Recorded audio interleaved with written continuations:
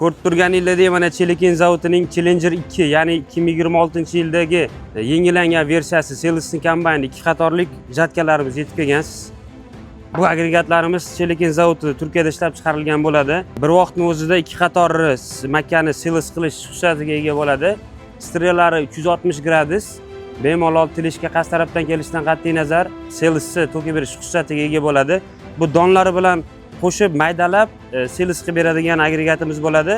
12 ta pichoqlar bilan jihozlangan bo'ladi. Pultlari bo'ladi o'zini. Pultlarning shlankalari uzun qilib ishlangan bo'ladi. Bu pultlarimiz traktor ichiga bemalol olib kirib ketib, boshqarsalar bo'ladi. Silindrlarni o'ngga, chapga, balanga, tepaga to'kib berishlarini. Kompleksida kardalari mavjud bo'ladi. Bizani kuzatishda davom etib tursanglar, biz yengillik qilishda davom etamiz.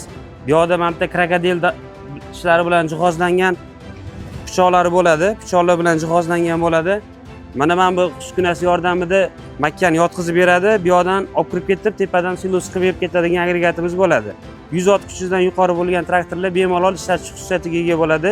Kimga mana shunaqa agregatlar kerak bo'lsa, belgilangan raqamlarga aloqaga chiqinglar. Biz sizlarga to'liqroq ma'lumot berishga harakat qilamiz. Bizani kuzatishda davom ettiringlar. Biz sizlarga yengillik videolarimizni qo'yib borishda davom etamiz.